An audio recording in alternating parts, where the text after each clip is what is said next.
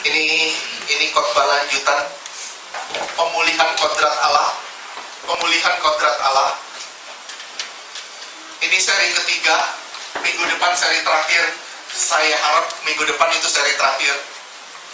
Saya akan berusaha secepat mungkin, dan saya juga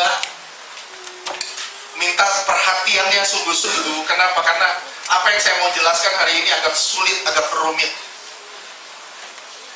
Ini tujuan Tuhan adalah membawa kita kembali kepada kodrat ilahi.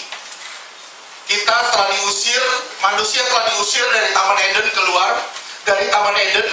Tuhan datang, Tuhan membawa kita masuk lagi sampai kita menjadi serupa dan segambar dengan Allah.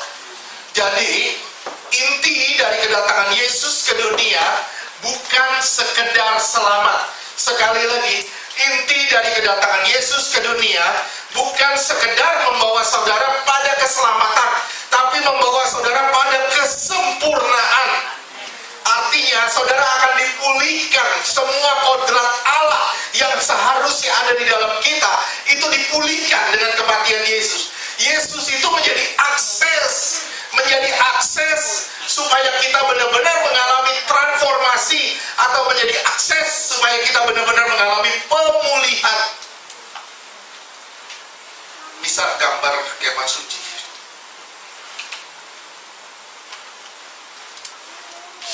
Saya ngulang sedikit, nggak banyak, saya ngulang sedikit. Di sini saudara dipilih. Kemudian Tuhan bekerja di sini. Supaya saudara percaya. Sekali lagi, saudara dipilih. Tuhan bekerja, Roh Kudus bekerja di dalam saudara, supaya saudara percaya. Begitu saudara percaya, saudara masuk ke sini. Begitu saudara masuk, saudara mengalami terang. Ini tahap yang ketiga, yaitu wahyu dan terang. Saudara mendapatkan terang ilahi. Begitu terang masuk ke dalam saudara, sekali lagi, begitu terang masuk ke dalam saudara, mulai nampaklah dosa-dosa kita. Mulai nampaklah segala kekurangan kita. Mulai nampak segala kebobrokan kita. Dosa mulai tersingkap. Tahap kesadaran, dan saudara mulai membenci dosa. Di sini tahap saudara sadar, saudara mulai membenci dosa, tapi sifatnya masih fanatisme. Dan dosa yang tersingkap di sini, sifatnya masih normatif. Norma. Saya nggak perlu jelasin lagi secara detail, karena ini kalau dijelasin panjang, karena ini udah minggu lalu. Di sini saudara hanya mengenal norma, benar, salah, baik, buruk, hanya sebatas itu. Sementara Tuhan mau saudara lebih dari sekedar mengenal norma. Ingat ya, saya selalu bilang, Tuhan datang tidak membawa agama. Makanya anak muda yang kaya datang ke Tuhan, dia bilang gini, Tuhan cuma bilang gini, gimana Tuhan, saya mau ikut kau. Tuhan bilang gini, kamu melakukan hukum Taurat gak? Ini bicara norma. Dia bilang, iya, saya menghormati orang tua, saya tidak berzina, saya begini, tidak mencuri, segala macam. Oke, Tuhan gak bilang enggak. Tuhan bilang, iya, betul. Tuhan bilang betul. Tapi, kata Tuhan, kalau kau mau sempurna, jual semua hartamu. Artinya apa? Kalau saudara mau sempurna, tidak boleh ada ikatan apapun selain Tuhan. Sekali lagi, kalau saudara mau sempurna, tidak boleh ada ikatan apapun selain Tuhan. Di sini saudara mulai benci dosa, mulai timbul fanatisme. Di sini saudara mulai benci dosa, mulai timbul fanatisme. Saudara mulai sadar, kalau saudara orang berdosa, saudara butuh pertolongan. Pengenalan akan Tuhan di sini adalah pengenalan normatif. Sekali lagi, pengenalan akan Tuhan di sini adalah pengenalan normatif yang notabene pengenalan itu sangat dangkal. Sangat amat dangkal. Halo, ngerti gak?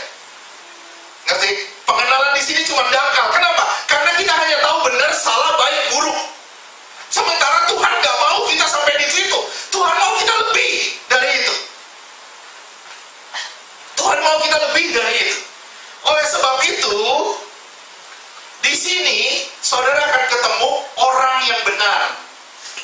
Di sini saudara masuk dibenarkan. Saudara gak bakal bisa bersentuhan dengan Allah. Saudara gak akan bisa bersentuhan dengan Allah kalau saudara tidak dianggap benar dulu. Sekali lagi, saudara tidak akan bisa bersentuhan dengan Allah kalau saudara tidak dianggap benar dulu. Oleh sebab itu di sini disebut pintu orang benar. Saudara masuk di sini, saudara benar, dianggap benar dulu. Supaya saudara bisa masuk lebih dalam lagi. Kalau saudara nggak masuk lebih dalam lagi, saudara menyia-nyiakan kesempatan namanya. Menyia-nyiakan kesempatan.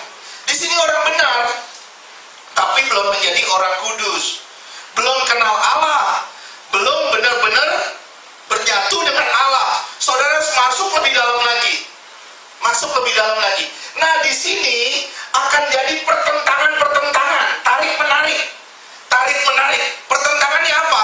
Mulai terjadi pertentangan, yaitu saudara mulai disikapin dosa, dosa mulai bergerak di dalam saudara. Dosa mulai bergerak di dalam saudara. Saudara harus belajar menyangkal. Saudara harus belajar menyangkal. Tidak, saya tidak begitu lagi. Tidak, saya tidak boleh begini lagi. Tidak, begini lagi. Nah, saudara mulai masuk di dalam satu dimensi namanya pertentangan. Ketika saudara bikin, saudara menyesal. Pertentangan, ini pertentangan. Kenapa? Karena saudara masih tahu baik, buruk, benar, salah. Saudara masih tahu di tahap baik, buruk, benar, salah di sini. Oleh sebab itu terjadi pertentangan. Makanya Ibrani 6 ayat 1. Ibrani 6 ayat 1. Sebab itu marilah kita tinggalkan asas-asas pertama dari ajaran tentang Kristus dan beralih kepada perkembangannya yang penuh. Janganlah kita meletakkan lagi dasar pertobatan dari perbuatan-perbuatan yang sia-sia. Ini normatif. Jangan meletakkan dasar pertobatan kita dari normatif. Dari segala sesuatu hal yang bersifat normatif. Ngerti? Sampai sini ngerti? Paham? Harus tinggalin yang begini-begini. Kenapa? Karena kita harus beralih kepada satu dimensi lagi, yaitu memahami kehendak Allah. Memahami kehendak Allah. Terus di Roma 2 ayat 14 dan 15. Roma 2 ayat 14. Apabila bangsa-bangsa lain yang tidak memiliki hukum Taurat oleh dorongan diri sendiri melakukan apa yang dituntut hukum Taurat. Ini norma. Ya terus. Maka walaupun mereka tidak memiliki hukum Taurat, mereka menjadi hukum Taurat bagi diri mereka sendiri. Ini bicara normatif. Terus ayat 15. Roma 2 ayat 15. Sebab dengan itu mereka menunjukkan bahwa isi hukum Taurat ada tertulis di dalam hati mereka, dan suara hati mereka turut bersaksi, dan pikiran mereka saling menuduh atau saling membela. Nah, ini ada pertentangan. Ini yang namanya normatif. Saudara nggak usah beragama, saudara sudah tahu norma sebenarnya. Tanpa saudara beragama pun saudara tahu norma. Mencuri itu nggak boleh. Itu nggak usah orang beragama. Itu norma. Tapi kita lebih. Makanya Tuhan lebih dari sekedar norma. Lebih dari sekedar tahu baik, buruk, benar, salah. Tuhan begitu. Oleh sebab itu saya gambar misalnya begini nih. Kalau ini namanya norma, ini namanya kehendak Allah, masuk di dalam. Norma baik gak? Norma baik gak? Norma baik. Kenapa? Norma ini dari Allah. Hati nurani ini dari Allah. Hati nurani atau norma ini dari Allah. Norma ini segini. Kehendak Allah itu segini. Kehendak Allah itu jauh lebih luas dari norma. Kadang yang menurut kita baik, sekali lagi, menurut kita baik, belum tentu menurut Tuhan baik. Menurut kita, gua benar. Setiap orang merasa dirinya benar, tapi menurut Tuhan belum tentu kita benar. Ini Tuhan mau kita belajar mengenal isi hatinya, kehendaknya. Oleh sebab itu orang yang melanggar norma pasti melanggar kehendak Allah. pasti. Jadi kalau saudara melanggar norma, etika, atau saudara melanggar hati nurani, saudara sudah pasti melanggar kehendak Allah. Itu udah pasti. Kenapa? Karena norma adalah bagian dari kehendak Allah. Sampai sini paham? Ini baru tahap wahyu dan terang. Sekarang kita masuk dalam tahap berikutnya, tahap operasi. Minggu lalu saya udah masuk di tahap operasi. Bukan operasi secara fisik, tetapi operasi batiniah. Operasi batiniah. Saya pernah ngomong sama saudara, anak macan binatang buas gak? Buas. Anak macan tetap binatang buas. Oleh sebab itu gimana caranya binatang buas ini untuk dijadikan binatang yang gak buas, binatang hina? Gimana caranya? Nggak bisa, harus dioperasi. Dioperasi dari luar. Tampilannya, misalnya macan. Kita operasi di luar. Tampilannya misalnya beagle. Tampilannya bulldog gitu. Lucu kan? Tampilannya lucu, tetap dia buas. Kenapa? Dalamnya buas. Kita mau dioperasi seperti apapun, tetap dalam kita buas. Oleh sebab itu, harus ada yang bisa mengoperasi kita dari dalam. Ya harus ada yang bisa operasi kita dari dalam. Siapa yang bisa operasi kita dari dalam? Selain Roh Kudus. Selain Roh Kudus dan firman. Oleh sebab itu nggak salah kalau Paulus bilang di Efesus, setelah dia memandikan dengan air dan firman. Air itu bicara Roh Kudus. Firman itu ya firman. Dengan air dan firman, dengan roh dan firman, kita diubah sampai cemerlang. Bukan fisik kita yang dirubah. Fisik kita nggak berubah, tapi hati kita berubah. Manusia batinia kita berubah. Tampilannya tetap Pak Ema. Dalamnya luar biasa lembutnya. Dalam luarnya tetap begini, tapi dalamnya lembutnya minta ampun.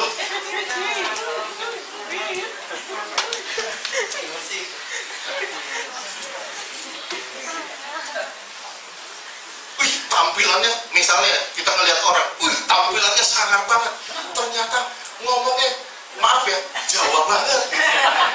Saya pernah ketemu orang, tampilan luarnya, waduh, begitu, silakan, ngomong, sopannya minta ampun. Kenapa bisa begini? Tampilan itu nggak menunjang. Manusia batinia kita yang menunjang, itu yang menunjang di hadapan Allah. Bukan operasi fisik kita, tapi operasi batinia kita. Yaitu ditandai dengan lahirnya manusia baru. Kembali ke gambar. Nah, di sini kemarin minggu lalu saya bilang sama saudara di kolam basuhan ini, saudara perhatikan, manusia lahir rusak sama dosa. Betul? Rusak sama dosa. Fisik kita udah hancur lebur, udah rusak sama dosa. Manusia fisik kita, manusia jasmani kita ini udah dirusak sama iblis. Oleh sebab itu gimana? Kita harus dikubur dulu. Dikubur lewat baptisan. Oleh sebab itu saya bilang, baptisan itu gak bisa dipercik. Apapun alasannya gak bisa. Harus diselam. Kenapa? Karena manusia lama yang sudah rusak itu harus dikubur, mati dulu, baru muncul manusia yang baru. Wujud tetap Denny, hatinya Rinto. Wujudnya tetap kita, tapi hati kita yang berubah. Manusia dalamnya kita itu yang berubah. Nah, pertanyaan saya sama saudara kan sudah dibaptis. Pertanyaannya, masih ada nggak unsur-unsur jahat di dalam kita?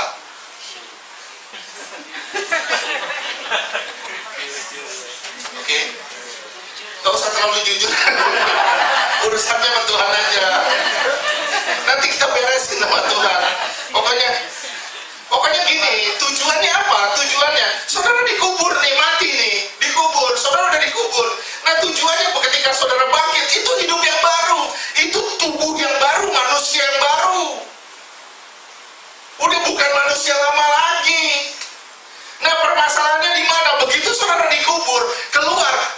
masih yang lama. Gue masih begini aja, hidup gue masih begini, gak berubah. Nah, ini kesalahan yang fatal. Kenapa? Karena orang tidak menyadari dengan benar apa arti baptisan yang sebenar-benarnya. Baptisan itu harus penyerahan diri dia total kepada Allah. Tuhan, saya mau diatur oleh Allah. Itu tujuannya. Tuhan, saya mau diatur oleh Allah. Kenapa? Saya mau jadi milik Allah. Jadi milik Allah artinya apa? Kalau saya jadi milik Allah, saya punya kewajiban untuk diatur oleh Allah. Dan Allah punya hak untuk mengatur hidup saya menjadi sempurna. Ini tujuannya kita dibawa ke sini. Oleh sebab itu saudara dioperasi dari dalam. Nah, di sini ditandai dengan masuknya Roh Kudus. Di sini udah ada Roh Kudus belum? Halo? Sudah ada Roh Kudus belum? Sudah. Saudara sampai percaya Yesus, saudara itu ulah Roh Kudus, bukan ulah saudara. Saya menginjili Ibu Susan percaya itu bukan urusan saya. Itu Roh Allah yang sedang bekerja di dalam dia. Begitu dia bilang, saya percaya kepada Yesus sebagai Tuhan dan Juru Selamat, itu udah ada Roh Kudus di situ. Tapi Roh Kudusnya yang saya maksud Roh Kudusnya bukan yang di Kisah Rasul 1 ayat 28. Di Kisah Rasul 1 ayat 28 saya pernah jelasin, jadi saya kembali ke 2 minggu lalu. Di Kisah Rasul 1 ayat 28, kamu akan menerima kuasa. Kuasa ini dunamis. Dunamis, bahasa Yunani-nya dunamis. Artinya kuasa yang meledak-ledak. Kuasa yang meledak-ledak. Nah itu. Tapi ketika saudara percaya di sini, di Yohanes 1 ayat 12, setiap orang yang percaya diberi kuasa sebagai anak-anak Allah. Kuasa yang sebagai anak Allah ini disebut exousia. Exousia. Ini yang disebut exousia. Jadi saudara percaya di sini sudah ada Roh Kudus yang disebut exousia. Amin. Begitu saudara masuk ke sini, dibaptis, menyerahkan diri, saudara masuk ke sini. Ini saudara terima yang namanya dunamis. Dunamis. Sampai sini paham? Nah, saudara lihat Matius 26 ayat 34. Saya berusaha sepelan mungkin supaya saudara ngerti. Karena habis ini kita akan bicara mengenai kemanunggalan Allah. Ini agak rumit.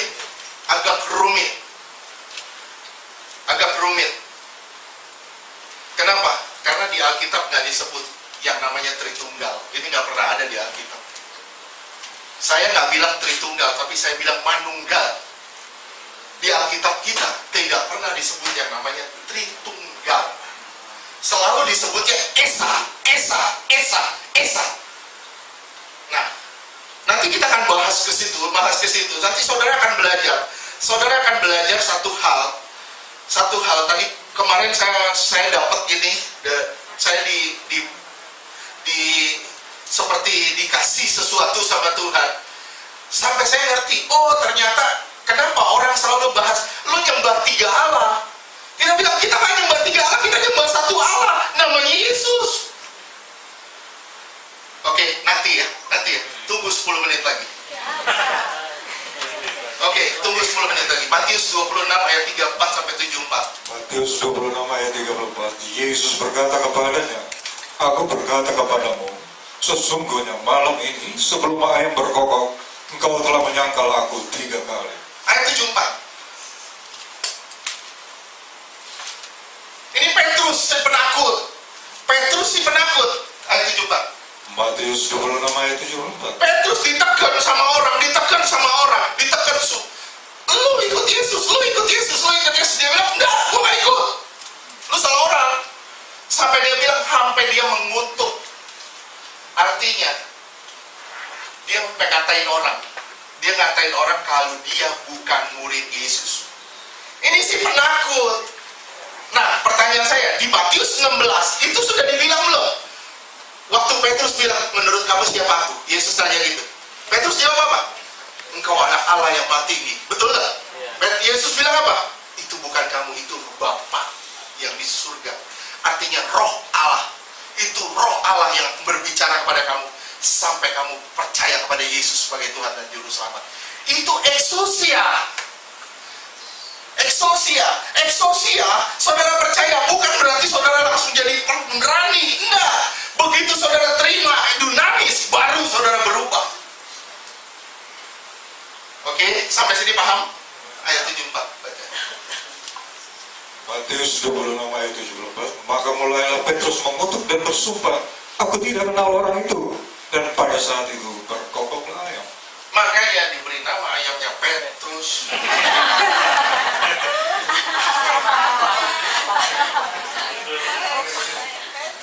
Petrus itu gara-gara ini Pak Heri lagi tanya siapa nama ayamnya, dia berkokok dan diberi nama Petrus. Oke, sampai sini jelas juga sampai sini. Sekarang lihat Kisah Rasul 2 ayat 14. Ini Petrus yang sudah terima Roh Kudus. Setelah terima Roh Kudus yang dalam arti dunamis. Kisah Para Rasul 2 ayat 14. Maka bangkitlah Petrus berdiri dengan ke-11 rasul itu, dan dengan suara nyaring ia berkata kepada mereka, hai kamu orang Yahudi dan kamu semua yang tinggal di Yerusalem, ketahuilah dan camkanlah perkataanku ini. Ya, saudara perhatiin baik-baik. Dia ditekan sama beberapa orang, dia bisa kutukin. Dia ditekan sama ribuan orang, dia bisa bangkit berdiri. Kenapa? Karena ada kuasa yang meledak-ledak di dalam dia. Ini karya Roh Kudus yang luar biasa sebenarnya. Kalau saudara sudah terima ini, saudara terima kuasa yang tidak ada tarafnya sebenarnya. Oke, sekarang ayat 41. Kisah Para Rasul 2 ayat 41. Orang-orang yang menerima perkataannya itu memberi diri dibaptis, dan pada hari itu jumlah mereka bertambah kira-kira 3.000 jiwa. Seorang penakut di hadapan beberapa orang, gelintir orang, begitu terima Roh Kudus yang dalam arti dunamis, dia bisa berbicara di depan lebih dari 3.000 orang. Dia berani, dia nggak takut. Kenapa? Dia sudah disertai oleh Allah. Amin. Nah ini masuk dalam tahap operasi. Kembali ke gambar.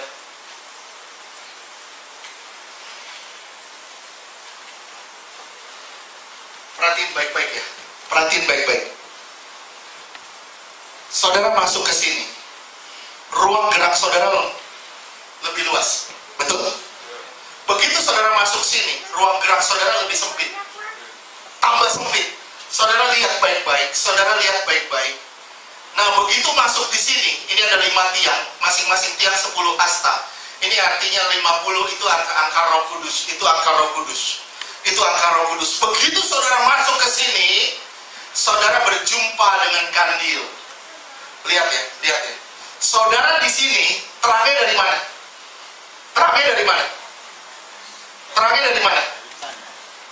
Dari matahari. Betul gak? Kita bangun kemah, terangnya dari mana? Matahari. Ini yang bicara mengenai dunia.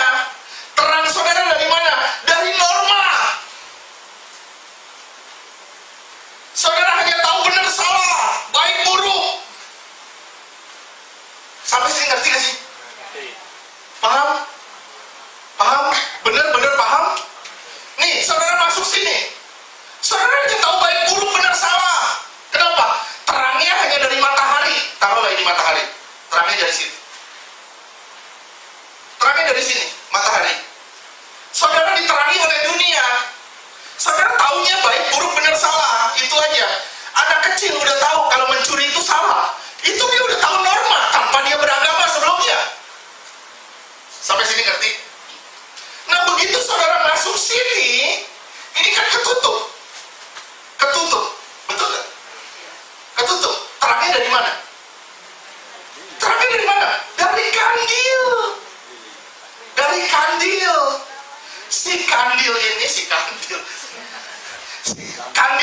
Kandil ini yang disebut manora. Ini akan menerangi jalan saudara. Kalau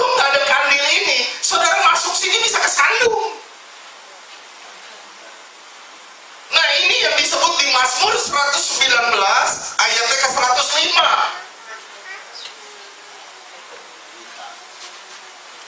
Mazmur 119 ayat 105, firman-Mu itu pelita bagi kakiku dan terang bagi jalanku. Saudara, diterangi jalan saudara, diterangi kembali. Jalan saudara diterangi. Tujuannya kenapa? Kemana?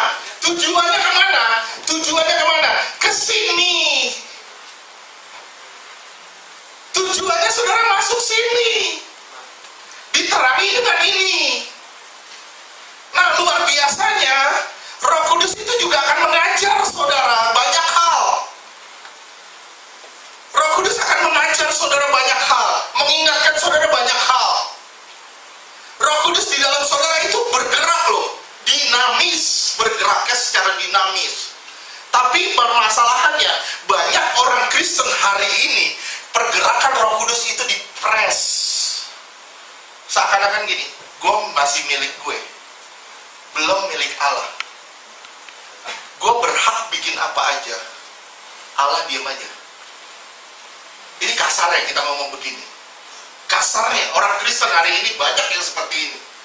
Gue mau bikin dosa, itu suka-suka gue, itu hak gue, nggak bisa. Kenapa? Hidupmu telah ditebus dan harganya telah dibayar lunas. Nggak bisa, kita nggak punya hak atas diri kita. Kenapa? Hak atas diri kita sudah diangkat di atas kayu salib. Kita nggak berhak atas diri kita. Kita nggak berhak lagi atas semua kebiasaan-kebiasaan lama kita. Oleh sebab itu nggak salah kalau kita sebenarnya sudah bukan milik kita lagi.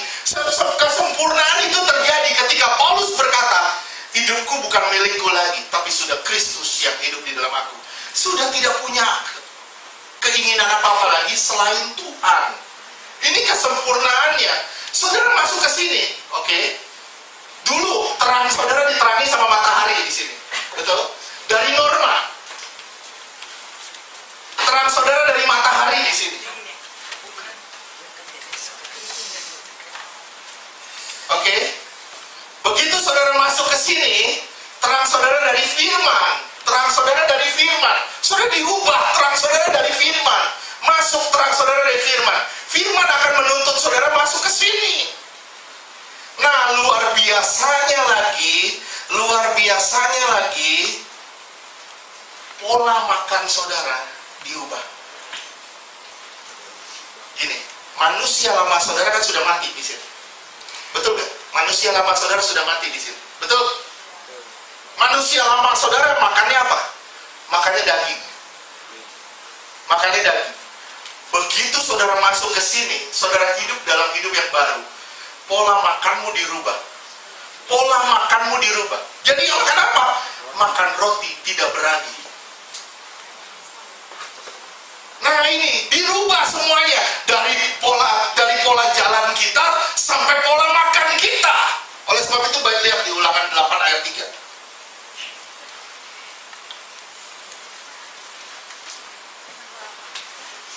Ulangan 8 ayat 3. Jadi ia merendahkan hatimu, membiarkan engkau lapar dan memberikan engkau makan mana yang tidak kau kenal dan yang juga tidak dikenal oleh nenek moyang. Dulu kamu nggak kenal itu loh. Dulu kamu nggak kenal yang namanya roti mana itu. Kamu nggak tahu yang namanya mana itu. Tapi begitu Tuhan merubah hidupmu, Tuhan rubah juga pola makanmu. Engkau tidak lagi ingin akan kedagingan, tapi engkau mulai cari kerohanian. Oke, sampai sini terus baca. Untuk membuat engkau mengerti bahwa manusia hidup bukan dari roti saja, tetapi manusia hidup dari segala yang diucapkan Tuhan. Jadi Tuhan merubah semuanya. Mulai dari terangnya sampai pola makanmu dirubah. Nah, permasalahannya apa? Permasalahannya di mana? Berapa banyak orang Kristen hari ini baca firman rutin? Betul gak? Berapa banyak orang Kristen hari ini hidup dari firman hari demi hari? Ayo, berapa banyak? Berapa banyak saudara punya kerinduan untuk menggali firman hari demi hari?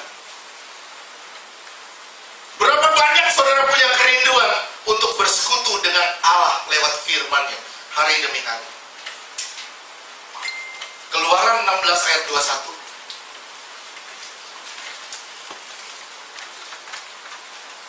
Keluaran 16 ayat 21. Setiap pagi mereka memungutnya, tiap-tiap orang menurut keperluannya. Tetapi ketika matahari panas, cairlah itu. Nah ini makanya kita galakin sebenarnya doa subuh. Doa subuh. Kenapa doa subuh? Ini alasannya. Kalau matahari udah terbit, lenyap. Jadi Tuhan datang ketika matahari belum terbit. Oke, minta tolong tutup pintunya. Oke.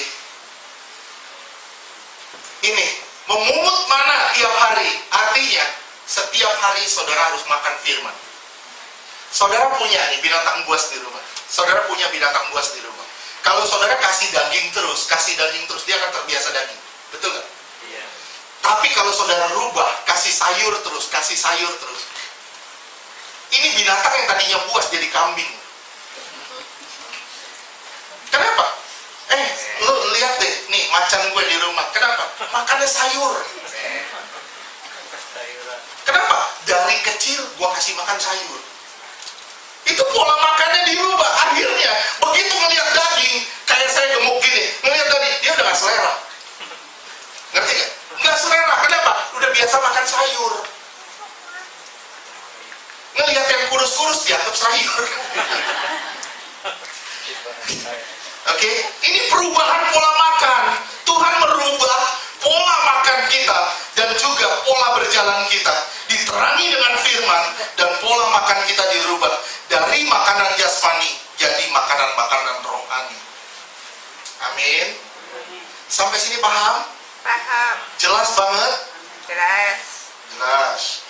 Kandil menuntun saudara ke dalam kesempurnaan lewat pujian dan penyembahan, lewat doa-doa syafaat, dan saudara dirubah juga pola makan saudara supaya saudara benar-benar punya kebiasaan yang baru, yaitu yang selalu mencari kehendak Allah.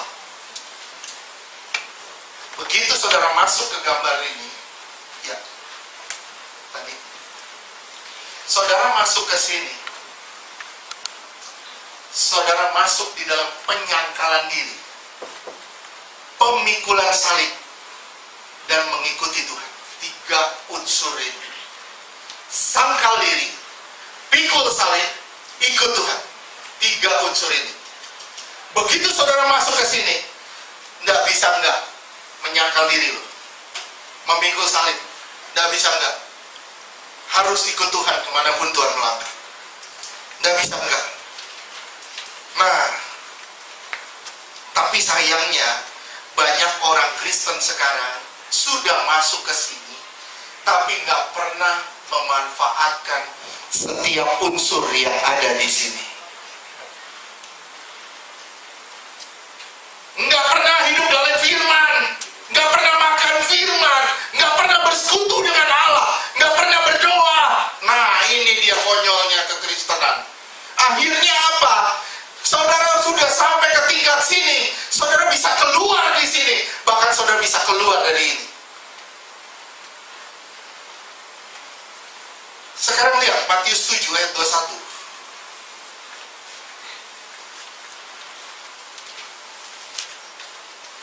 Matius 7 ayat 21. Bukan setiap orang yang berseru kepadaku, Tuhan, Tuhan, akan masuk ke dalam kerajaan surga. Bukan semua orang yang berseru Tuhan, Tuhan yang akan masuk kerajaan surga. Siapa yang akan masuk? Yang melakukan kehendak Bapa di surga. Sekarang saya tanya sama saudara, saudara tahu nggak kehendak Allah apa atas hidup saudara? Saudara tahu nggak? Saudara jalan, saudara mesti lewat mana? Tuhan bisa ngatur saudara sedemikian rupa. Saudara belajar nggak berdoa, dengar suara Tuhan, merasakan hadirat Tuhan? Saudara belajar nggak sampai ke tingkat sana? Saudara belajar nggak intim dengan Tuhan sampai saudara tahu saya nggak boleh bikin ini, walaupun itu tidak salah di mata manusia, walaupun itu tidak salah di mata manusia, tapi itu Tuhan nggak mau saudara lewat situ. Paham gak sih sampai sini? Ini yang namanya belajar mengerti kehendak Allah. Di dalam proses operasi ini, kembali ke gambar. Aduh, bolak-balik terus. Di dalam proses operasi ini,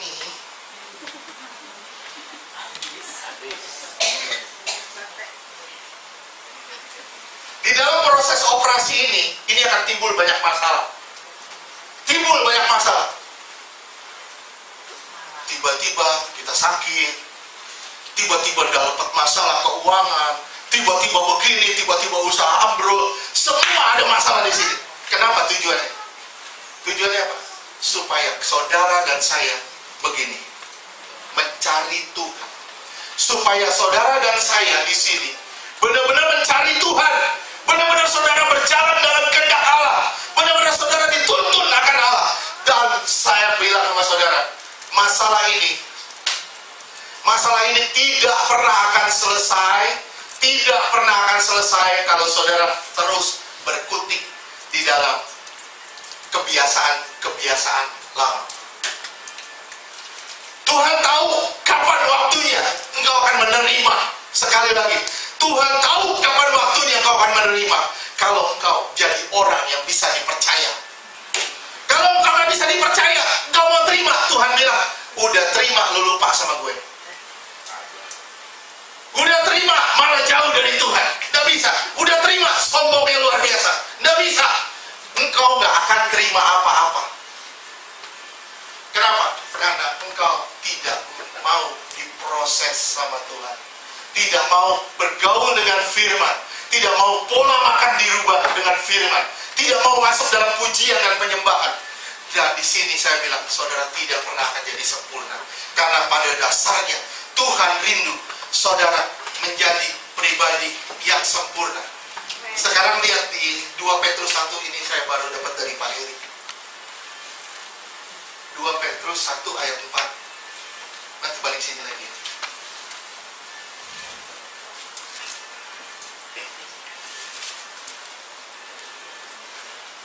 2 Petrus 1 ayat 4. Dengan jalan itu ia telah menganugerahkan kepada kita janji-janji yang berharga. Semua yang berharga, bukan di bumi, di surga. Bukan di bumi, di surga. Ada suatu kekekalan, hidup kekal yang saudara dijanjikan sama Tuhan di surga yang sangat berharga. Terus?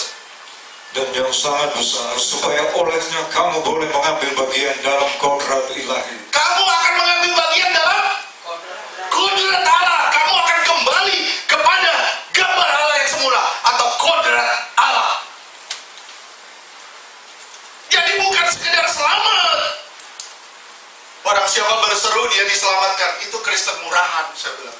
Kristen murahan. Saudara masuk di dalam Allah, saudara dibentuk oleh Allah, saudara diproses oleh Allah, saudara menjadi sempurna. Itu baru Kristen yang luar biasa. Itu yang Tuhan kehendaki. Dan proses pembentukan ini, saya bilang sama saudara, tidak menyenangkan bagi daging kita. Tapi bagi spirit kita, bagi roh kita, ini adalah kehidupan yang luar biasa. Amin. Oke, sekarang kita masuk di dalam. Sebenarnya saya mau masuk di dalam aspek-aspek dulu, tapi saya lihat lebih baik hari ini saya masuk bukan di aspek dulu, tapi masuk di dalam terpisahnya roh dari jiwa dulu. Memisahkan roh dari jiwa. Memisahkan roh dari jiwa. Tapi sebelum masuk ke sana, saya kasih tahu dulu sama saudara, manusia itu terdiri dari 3 unsur. Betul? Apa? Roh, jiwa, dan tubuh. Manusia diciptakan segambar dan serupa Allah. Allah terdiri dari 3 unsur juga. Tapi bukan saya sebut Tritunggal.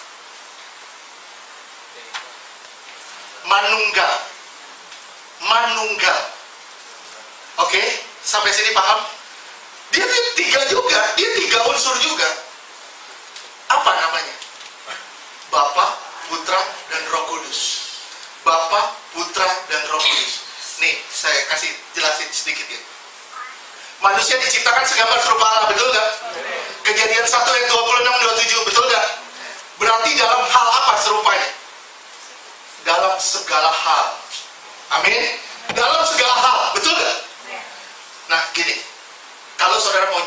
Ada orang nanya, lu nyembah 3 Allah? Enggak, saya nyembah 1 Allah. 1 Allah, namanya Yesus Kristus. Enggak 3, 1. Buktinya mana? Nah gini, kalau jelasinnya gampang gini. Ini siapa namanya? Belum kenal, kenalan. Pak Efrem kan? Ini namanya Pak Efrem. Pak Efrem terdiri dari 3. Roh, jiwa, dan tubuh. Namanya Efrem. Nggak bisa dirubah. Dan di seluruh dunia ini cuma ada 1 yang begini. Nggak ada duplikatnya. Cuma 1. Cuma 1. Nggak ada duplikatnya. Ini yang namanya penyembahan kita. Dia adalah Allah. Roh. Dia adalah roh. Coba lihat di Yohanes 4 ayat 20. Kalau nggak salah. Kalau nggak salah pasti benar. Yohanes 4 ayat 20. Nenek moyang kami menyembah di atas gunung ini, tetapi kamu katakan bahwa Yerusalemlah tempat orang menyembah. Kan salah kan? 24. Yohanes 4 ayat 24. Allah itu roh dan Allah itu roh. Ya, terus dan barang siapa menyembah dia harus menyembahnya dalam roh dan kebenaran. roh huruf besar harus menyembah dalam roh huruf kecil. Perhatiin, roh huruf besar dia harus menyembah dalam roh huruf kecil. Allah itu roh. Nah, dia roh. Dia roh yang menjadi daging, jadi tubuh. Namanya Yesus Kristus. Betul nggak? Namanya Yesus Kristus. Yesus Kristus di sini, Yesus Kristus di sini, dia pergi, dia menitip rohnya. Itu namanya Roh Kudus. Roh Kudus. Makanya Roh Kudus itu sangat sensitif. Roh Kudus itu sangat sensitif.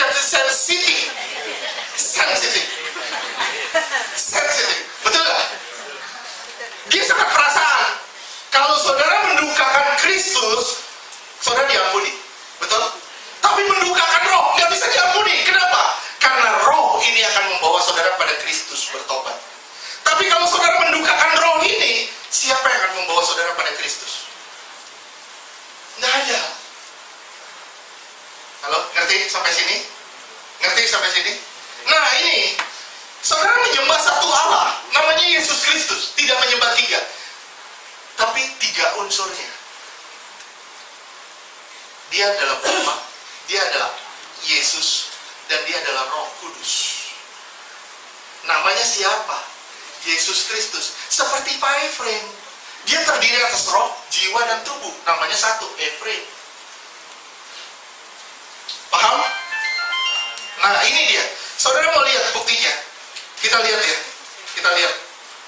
Nanti ini saya mau jelasin, benar-benar saya mau jelasin supaya nanti saudara tahu cara memisahkan roh dari jiwa. Roh dari jiwa. Selama ini kita nggak bisa memisahkan roh dari jiwa. Kenapa? Karena sudah tercampur. Tercampurnya di mana? Nanti kita belajarin. Oke, lihat di Ulangan 6 ayat 4. Ulangan 6 ayat 4. Dengarlah, hai orang Israel, Tuhan itu Allah kita, Tuhan itu esa. Tuhan itu esa, Tuhan itu satu. Ya, terus Markus 12 ayat 29. Ini banyak sekali yang dibilang Tuhan itu esa. Tuhan itu satu. Markus 12 ayat 29, jawab Yesus, hukum yang terutama ialah, dengarlah, hai orang Israel, Tuhan Allah kita, Tuhan itu esa. Tuhan itu esa. Dan masih banyak lagi. Saudara bisa catat aja. Saudara catat aja.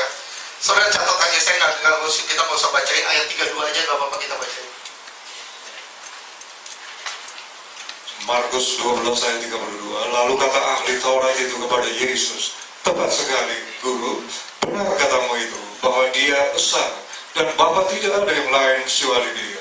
Tidak ada yang lain kecuali dia. Nah ini orang Yahudi mempertanyakan siapa Yesus. Dia bilang, loh Allah kok bisa jadi manusia? Mereka nggak tahu unsur kealahan itu kayak apa. Makanya dia bertanya, iya Allah itu esa. Tujuannya apa? Untuk nyerang Yesus. Sebenarnya ini yang Tuhan bilang, ya Tuhan itu esa, nggak ada lagi, cuma satu. Cuman mereka nggak ngerti yang namanya unsur keilahian itu. Oke? Baca deh. Yesaya 43 ayat 10c.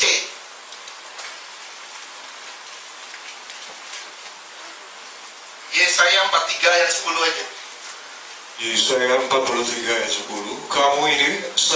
Kamu inilah saksi-saksiku, demikianlah firman Tuhan.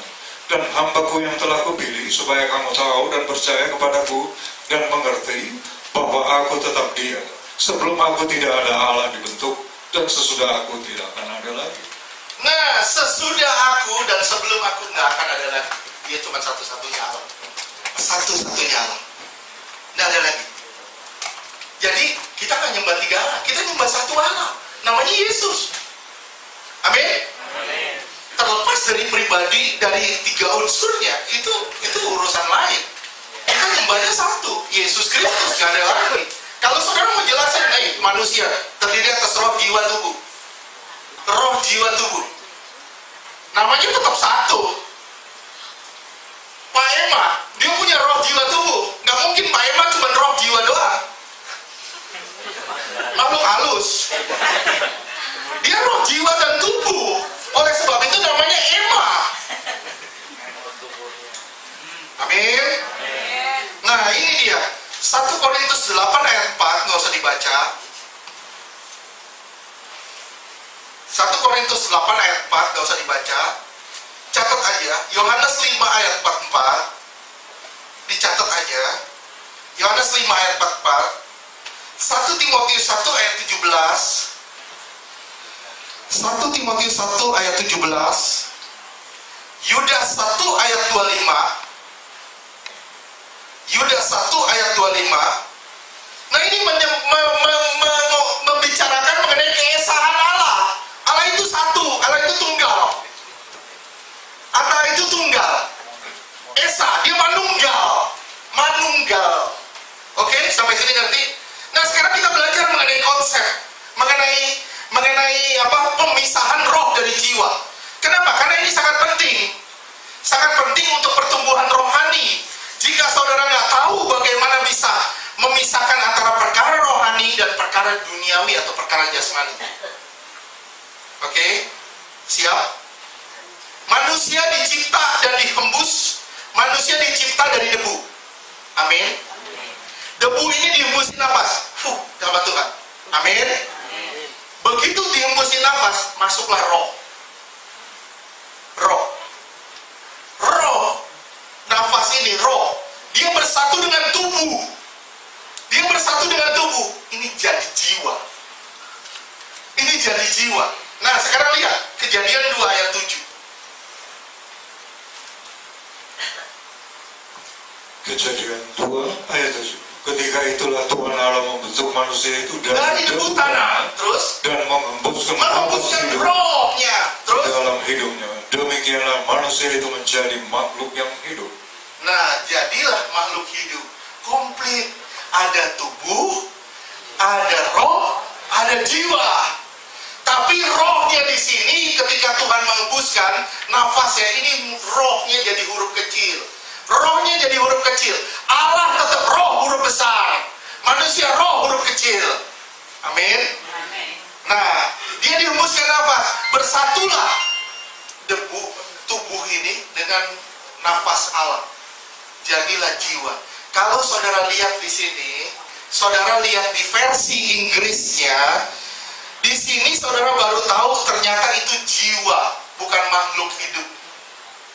Coba ganti versi Inggris. Living soul. Betul? Jiwanya hidup di situ. Mulai hidup dan manusia itu mulai komplit. Dari manusia tubuh, roh, dan jiwa. Komplit. Jadi satu kesatuan. Roh manusia itu berasal dari Allah yang dihembuskan dalam nafasnya. Di dalam roh manusia ini terdapat perasaan Allah. Perasaan Allah. Amin. Dan ini yang disebut dengan hati nurani. Hati nurani.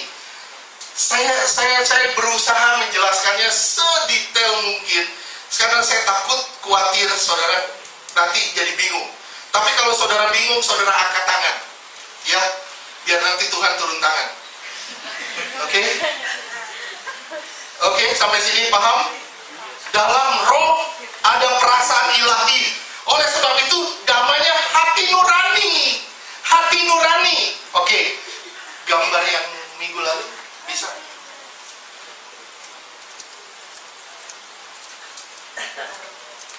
Bukan, yang satunya.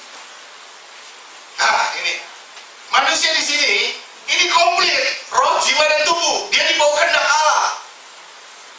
Amin. Begitu manusia jatuh dosa, ini dalam pemerintahan hati nurani. Hati nurani baik buruk? Baik. Kenapa? Karena dari Allah asalnya. Dari Allah asalnya. Tapi permasalahannya apa? Begitu manusia jatuh dosa, antara roh dan jiwa ini udah kecampur aduk.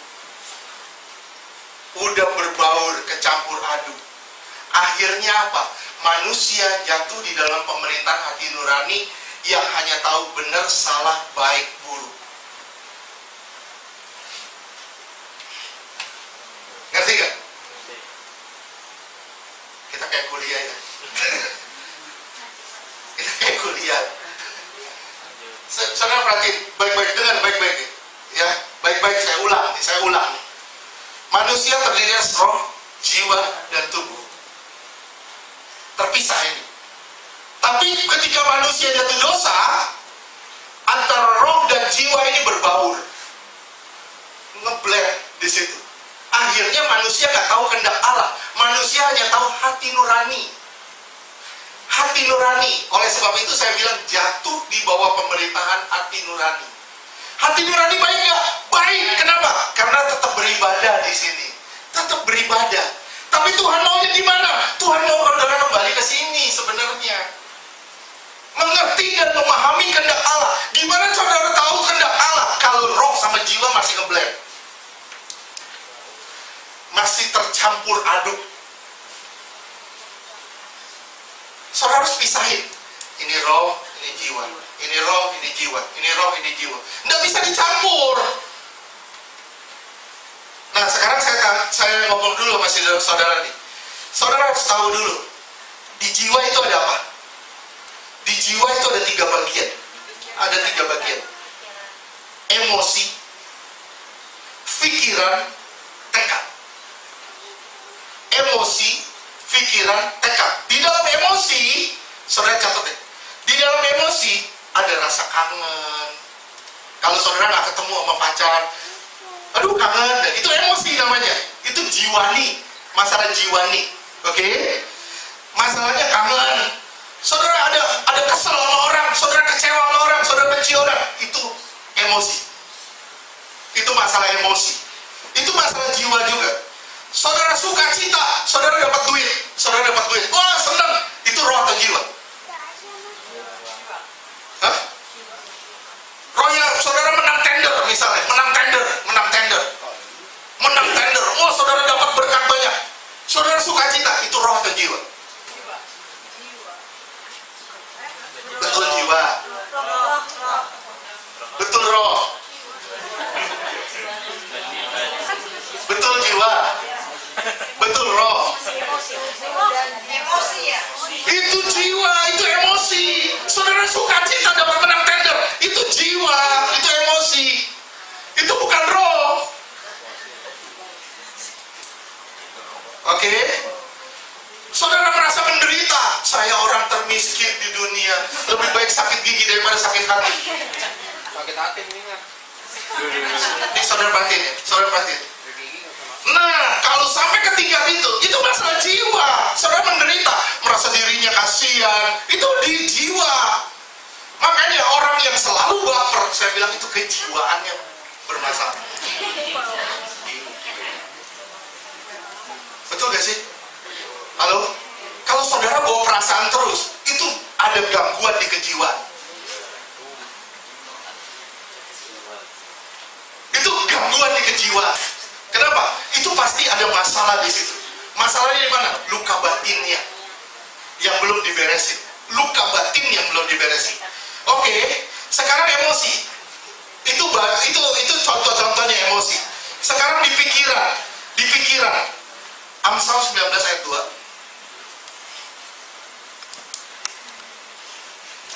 Amsal 19 ayat 2, tanpa pengetahuan kerajinan pun tidak baik. Orang yang tergesa-gesa akan salah langkah. Iya. Tanpa pengetahuan. Pengetahuan ini apa? Pengetahuan ini apa? Pikiran ini apa? Ini jiwa, bukan roh. Di dalam pikiran itu terdapat pemahaman, terdapat pertimbangan, terdapat ide, terdapat konsep. Di dalam pikiran ada ide, ada konsep, ada pemahaman, ada pertimbangan, segala macam. Dan yang terakhir, saudara punya tekad, punya kemauan.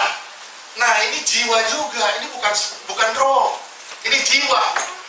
Nah, kalau roh itu kayak gimana, Pak? Roh itu gimana? Allah itu roh. Yohanes 4 ayat 24, Allah itu roh. Kita mau mengontek Allah dengan roh huruf kecil. Roh kita sama Allah ini berkolaborasi atau saling mengontak. Ini roh. Begitu roh ketemu roh, saudara akan dikasih tahu sama Tuhan. Kamu jangan jalan ke situ ya. Kalau kamu mau ke pasar baru, jangan lewat Gunung Sahari. Kenapa? Aku akan membawa kamu lewat Jalan Sunter. Kenapa? Karena di sana macet. Itu Tuhan memberitahu kepada saudara. Itu roh. Artinya apa? Roh akan membawa saudara kepada kehendak Allah. Lebih dari tahu baik buruk benar salah. Halo, ngerti gak sih? Ngerti. Saya udah 12.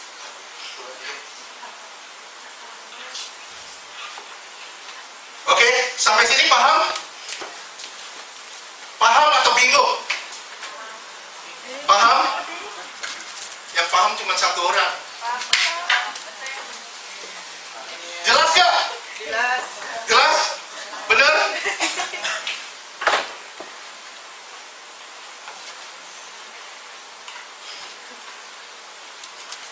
Saya takut tergesa-gesa. Di dalam jiwa ada emosi, ada pikiran, ada tekad. Kalau saudara dikasih uang, saudara senang, itu jiwa. Sekarang saya tanya. Musik bagus. Penyembahan bagus. Saudara bisa ngerasain penyembahan bagus, musik bagus. Itu roh atau jiwa? Hah? Roh atau jiwa? Jiwa itu bukan roh. Sekali lagi ya, saya kasih tahu ya. Roh itu mengontak Allah. Even bahkan tanpa musik sekalipun, musik kacau sekalipun, roh saudara bisa kontak Allah. Halo? Tata panggung luar biasa, lampu sana sini, sound system bagus, duduk enak, AC, itu jiwa atau roh? Itu jiwa, bukan roh. Itu jiwa. Dan kalau saudara mengontak Allah, harus mengontak dengan roh, tidak bisa dengan jiwa. Contohnya gimana? Saudara bisa nggak ngelihat Pak Efren pakai telinga? Bisa nggak? Bisa nggak? Nggak bisa. Saudara bisa nggak nyentuh Ibu Susan pakai apa ya? Pakai mata. Bisa nggak? Nggak bisa. Semua masing-masing ada indera, ada fungsinya. Mengontak Allah itu bukan dengan jiwa, tapi dengan roh. Makanya pemazmur bilang apa? Kenapa tertekan hai jiwaku? Dia tertekan jiwanya, dia nggak bisa mengontak Allah rohnya. Oke? Dia ngerasa depresi, tertekan, ngerasa tertuding, dia nggak bisa mengontak Allah rohnya. Oleh sebab itu gimana? Jiwanya harus diberesin dulu. Jiwaninya harus diberesin. Begitu jiwanya beres, baru bisa kontak Allah lagi. Itu dia. Halo, ngerti gak sih? Ngerti gak sih? Saya aja jadi bingung, ngerti gak sih? Oke? Ketika kita berusaha mendengar dengan mata. Bisa nggak? Nggak bisa. Semua ada fungsinya. Semua ada fungsinya. Oleh sebab itu, saudara harus mulai belajar memisahkan roh dari jiwa. Memisahkan roh dari jiwa. Jadi maksudnya apa, Pak? Kalau saudara mengontak Allah, kontaklah dengan roh. Begitu roh ketemu roh, baru dia akan kasih tahu jalan mana yang harus kamu pilih. Nah, saya akan kembali ke gambar. Salah. Oke, masih. Nah, begitu sampai di sini,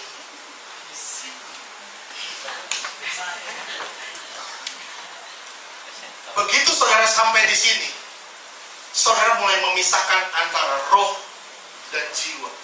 Kenapa? Kenapa di sini, Pak? Kenapa di sini saya harus memisahkan roh dari jiwa?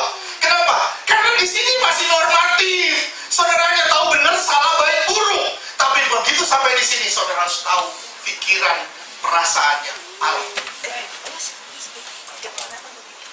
Begitu sampai di sini, saudara harus tahu kehendak Allah. Amin. Nah ini, saudara harus tahu kehendak Allah. Semua bagian tubuh kita itu ada fungsinya. Kita nggak bisa kontak dengan panca indera yang salah. Oleh sebab itu Allah itu roh. Kita harus mengontak dia juga dengan roh. Ketika saudara bisa mengontak dia dengan roh, baru saudara bangkit rohaninya.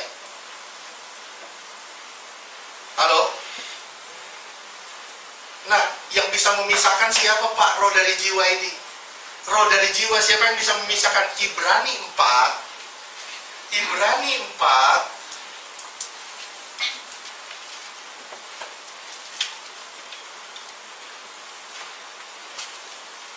ayat 12 dan 13. Nanti kembali ke gambar itu ya. Ibrani 4 ayat 12. Sebab firman Allah hidup dan kuat dan lebih tajam daripada pedang bermata dua manapun. Ia menusuk amat dalam sampai memisahkan jiwa dan roh, sendi-sendi dan sum-sum. Ia sanggup membedakan pertimbangan dan pikiran hati. Iya. 13. Ibrani 4 ayat 13. Dan tidak ada suatu makhluk pun yang tersembunyi di hadapannya, sebab segala sesuatu telanjang dan terbuka di depan mata dia, yang kepadanya kita harus memberikan pertanggungan jawab. Oke, kembali ke gambar. Nih, apa yang bisa memisahkan roh dari jiwa? Satu firman doang. Begitu saudara belajar firman, tahu firman, waduh, saya selama ini salah. Waduh, saya mesti belajar mengerti kehendak Allah. Di situ saudara berdoa. Begitu saudara berdoa, saudara kontak Allah, Tuhan bicara sama saudara. Nah, kamu nggak boleh gitu. Nah, kamu harus mengampuni orang itu. Nah, kamu harus berdamai dengan dia. Nah, kamu harus begini. Nah, kamu harus begini. Kamu harus begini. Kamu harus begini. Nah, di situ kita belajar mengenal kehendak Allah. Disitulah terpisahnya roh dari jiwa. Beri kemuliaan buat Tuhan. Di sini terpisahnya roh dari jiwa dengan firman Allah. Baru terpisah, jepret. Kita baru ngerti, ternyata saat ini selama ini saya cuma tahu benar salah, baik buruk. Ternyata yang benar adalah mengenal kehendak Allah. Amin. Pertanyaan saya, saudara sudah sampai di tingkat mana?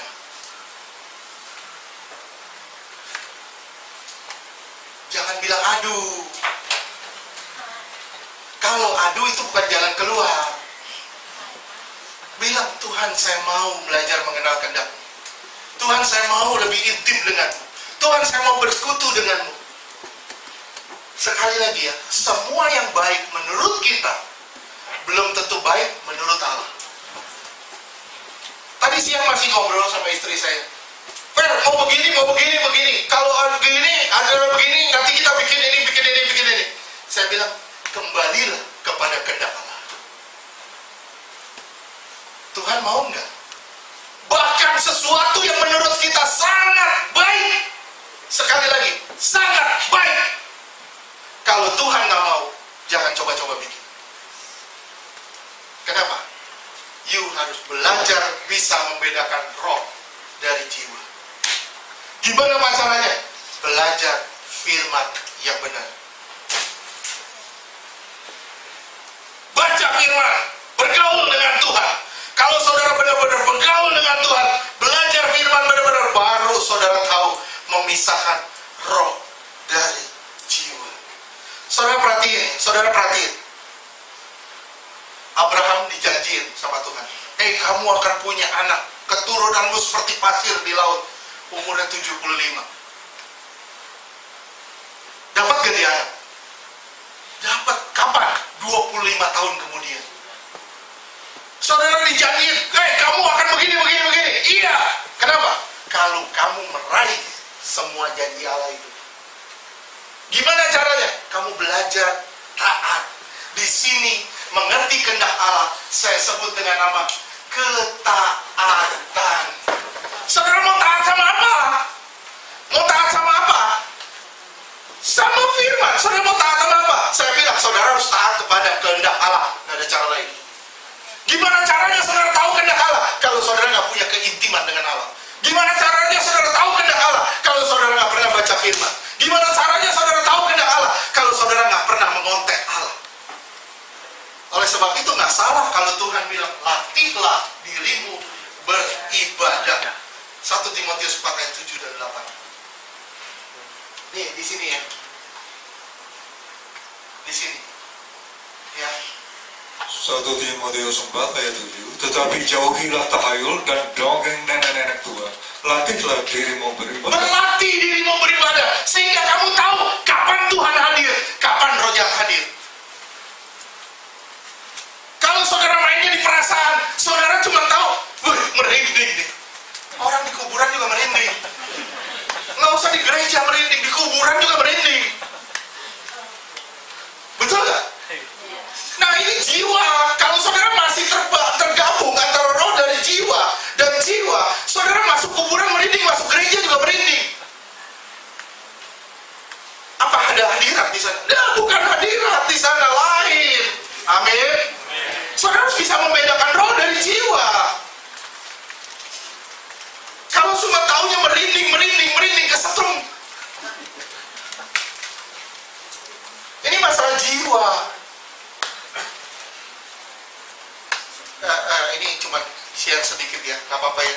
Ini joke ya, nggak apa-apa ya. Saya kasih joke sedikit ya. Saya ngelayanin pelepasan. Saya tumpang tangan. Orang ini manifest. Teriak-teriak begini. Begini. Ini nggak mau stop. Masalah roh jiwa nih. Masalah roh jiwa. Kalau orang nggak ngerti, ini ditangkap, disikat terus, diusir terus.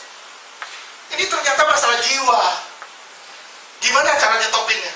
Ternyata ke belakang lagi kebakaran. Saya bilang gini, lagi manifest, gini. Saya bilang, belakang kebakaran, pindahin dulu motor. Tiba-tiba sadar langsung jalan, pindahin motor. Langsung sadar, langsung pindahin motor. Halo, ngerti gak? Jangan ketawa, ini masalah jiwa. Ini masalah jiwa. Benar ini kejadian. Banyak orang di pelepasan itu yang terkorek jiwanya. Kenapa? Pada dasarnya jiwanya sakit. Saudara lagi luka nih, kepahitan sama orang, lagi sakit hati banget gitu. Saudara masuk pelepasan, saudara bisa manifestasi. Kenapa? Satu, celah terbuka. Betul? Kedua, jiwamu lagi nggak beres. Jiwa yang nggak beres dipakai sama roh jahat, masuk di situ, dia obrak-abrik hidupmu. Oleh sebab itu, orang yang kepahitan sama orang lain itu biasanya kalau dia sering disakiti, sama semua orang dia akan sensi. Betul nggak? Kenapa bisa gitu? Masalah jiwa. Halo, ngerti? Ini membedakan roh dari jiwa. Nah, latihlah dirimu beribadah. Gimana caranya? Melatih dirimu beribadah. Belajar mencari Tuhan. Belajar bersentuhan roh dengan roh sama Tuhan. Waduh Pak, jadi sulit banget nih Pak berdoa. Sulit banget berdoa. Masalah jiwa loh. Kalau saudara punya kebiasaan berdoa, saudara akan konteks dengan Allah. Jebret, roh sama roh akan nyambung. Bahkan maaf ya, saudara ngomong gini aja, Bapak, saudara bisa ngerasain seperti hadirat Tuhan ngalir. Saudara cuma ngomong Bapak, Tuhan Yesus. Saudara ngerasain seperti ngalir gitu. Kenapa? Ini bukan masalah jiwa lagi, ini masalah roh yang sudah kontak dengan Allah. Roh ketemu roh. Oleh sebab itu, kalau saudara mau mengontak Allah dalam roh, jiwamu harus dibereskan dulu. Amin. Ngerti gak sih? Ngerti banget? Makanya kalau orang lagi kepahitan, itu sulit banget berdoa. Sulit banget berdoa. Berdoanya, aduh sakit Tuhan, sakit Tuhan, sakit Tuhan. Itu jiwa. Kita lagi ngerasain sesuatu di dalam kita. Kita lagi ngerasain pahitnya kita dibikin sama orang. Itu masalah jiwa, bukan masalah roh.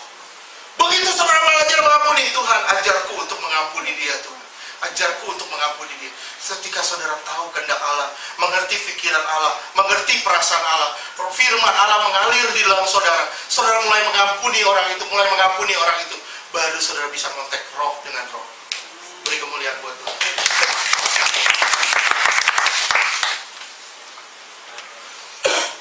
Mau stop atau lanjut? Lanjut. Jam 11 lagi.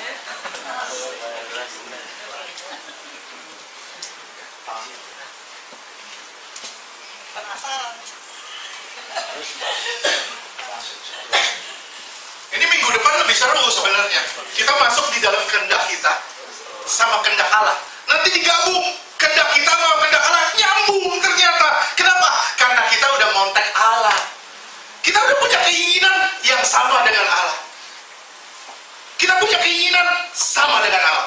Begitu saudara punya keinginan sama dengan Allah, ini yang namanya kesempurnaan. Ini Paulus bilang, hidupku bukan milikku lagi, tapi sudah Kristus yang hidup di dalam aku. Oke? Nah ini, kita harus sampai ke tahap bisa memisahkan roh dari jiwa. Dan yang hanya bisa memisahkan roh dari jiwa kita, hanya firman Allah. Firman Allah. Kebanyakan orang susah membedakan roh dari jiwa. Kebanyakan orang hanya tahu tubuh sama roh itu berbeda. Tubuh sama jiwa berbeda. Kalau tubuh kita tahu pasti kan. Saya nggak ngomong tubuh. Kenapa kenapa di Ibrani nggak ngomong tubuh? Kenapa nggak ngomong tubuh? Karena tubuh jelas. Tubuh jelas. Yang dibedakan roh dari jiwa doang. Kenapa? Karena roh dari jiwa ini bicara mengenai hati nurani. Hati nurani.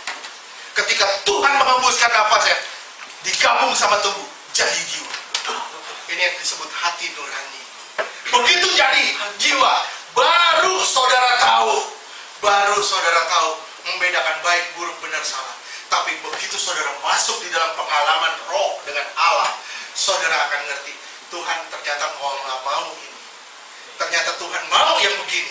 Ternyata Tuhan mau yang begini. Saya bilang kalau saudara sampai ke tingkat ini, saya bilang saudara akan tahu selera Allah. Selera Allah.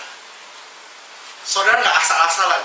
Ketemu cewek cakep sedikit, wah ini jodohku. Ketemu cowok ganteng dikit, ini jodohku. Nggak bisa gitu. Saya harus berdoa. Kadang, maaf ya, kadang ya, Tuhan memberi kita yang aneh modelnya. Tapi hatinya itu bisa membawa kita kepada kebenaran demi kebenaran. Amin. Wes.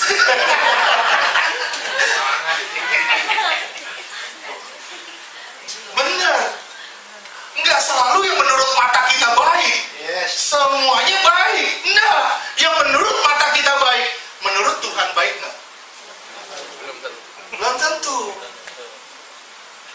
Saudara kawin, Seorang kawin sama cewek misalnya, wah penampilan bagus, lama-lama kayak Doraemon. Lama-lama gemuk, lama-lama berubah, fisik manusia berubah, tapi manusia batinnya kita itu harus diperbarui hari demi hari, tambah cakep di hadapan Tuhan.